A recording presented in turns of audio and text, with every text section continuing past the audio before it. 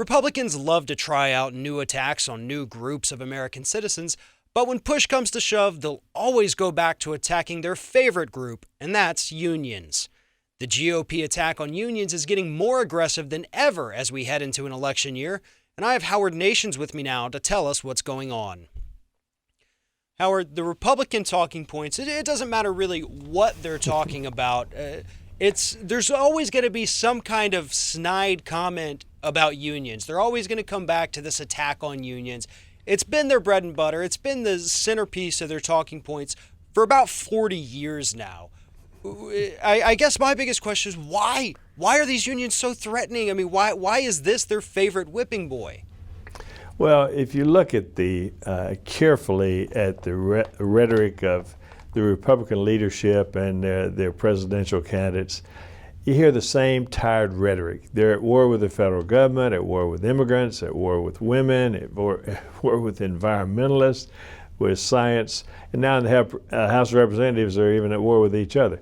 But the most successful war they've conducted, where they're doing real damage, is their war on unions, and especially the public servants and public educators.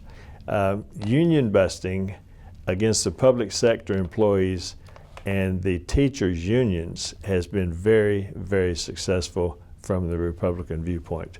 Well, and we've seen that, states like Wisconsin, states like Florida, they're doing it in Ohio, they're bringing it to Texas. They're really, this teachers union, for some ungodly reason, has become the new public enemy number one for the Republicans. That just doesn't even make any sense to me on its face. What's at the heart of that? Well, there are two things at the heart of it.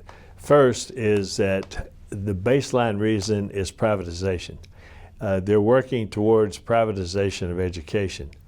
The for-profit educational companies spent $41 million since 2010 on lobbying Republicans to turn our public education system over to them, the same way they've turned the prison system over to privatization. Gee, see how well that's worked out. As a result of the lobbying, the Republicans are calling for charter schools and they're calling for voucher systems. And then simultaneously, they're making attacks on teachers. They're trying to end their tenure. They're lowering wages. They're restricting benefits.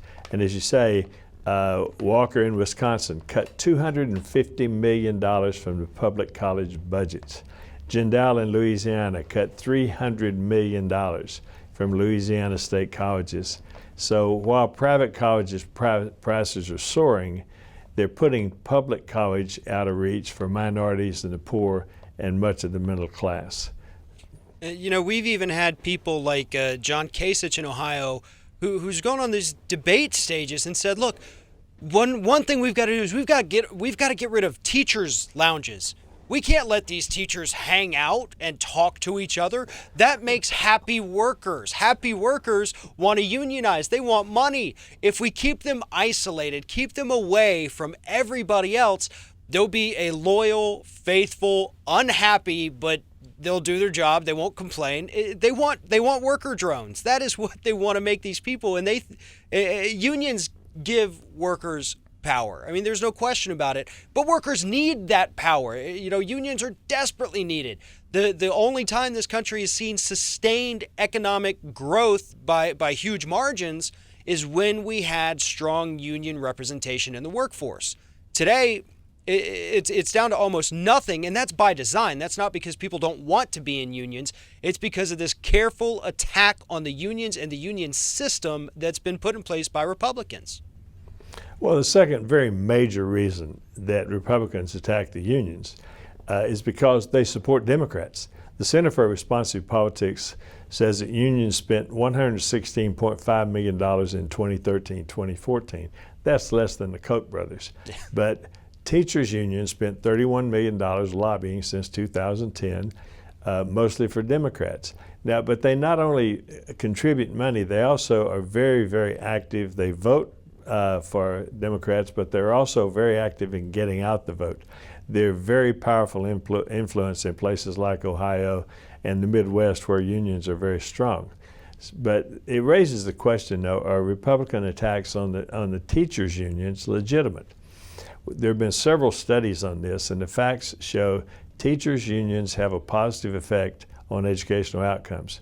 Teachers' unions help create higher income for lower income families by increasing test scores to help lift the poor children out of poverty. And also there are comparisons between foreign countries who have higher rates, higher scores than we do. It shows that higher unionization rates outperform the U.S. because the OECD reports that the highest rated countries work with teachers' unions as respected professionals, whereas in this country, they're perpetually under attack. The Brookings Institute study in the United States said that approximately 1.5% of teachers' union members are, quote, bad, end quote. But 60%, here's the real problem, 60% of good teachers leave after a few years, many because of the attacks that are made on them. So the suggested solution to the problem is to focus on keeping good teachers instead of attacking all teachers. You know, one thing, as you talked about there, the money spent on lobbying. The teachers' unions are not going to Washington and lobbying, for decreased regulations, like you see from the oil industry and the pharmaceutical industry. They're lobbying to make the education system better. It's not for them. They want to make things better for our children and our grandchildren and our great-grandchildren. They want to make the system itself better. This is not a greedy industry. It's not even an industry. It's a public sector job. And so that's what is so baffling about this. They spend such a small amount of money compared to any other group out there. It's a fraction of what the oil industry spends, what the pharmaceutical industry spends, coal. Everyone, Wall Street, everyone spends so much more money.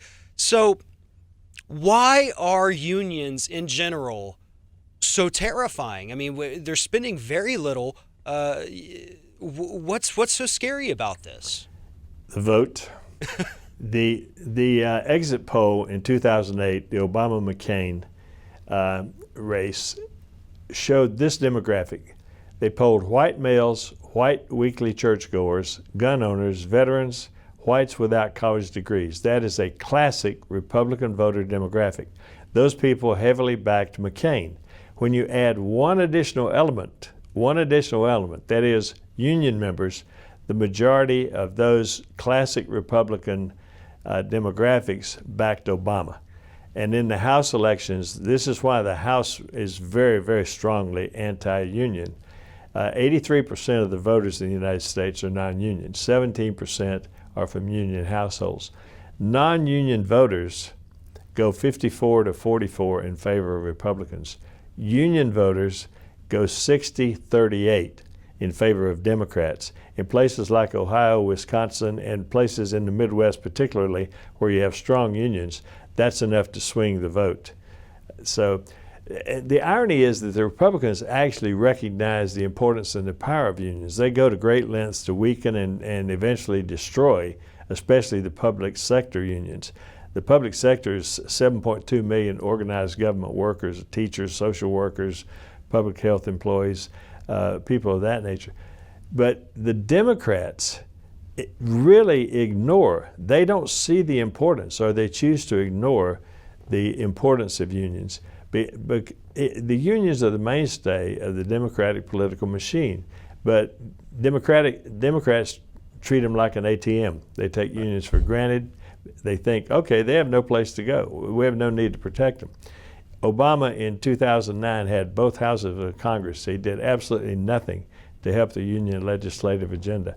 And the continuing trends in where this is supported by both Democrats and Republicans are against the private sector unions. Globalization, foreign imports, decline of manufacturing jobs, automation, trade agreements that are anti-union, the shift of income from labor to capital. Why is that true? It's true because the power of Wall Street controls both parties. There's one last point, and this is something you talked about earlier, Farron. The union decline in the 30 years from 83, when it was 23.4%, to 2013, when it cut in half down to 11.3% of wage earners as union members. Think of this.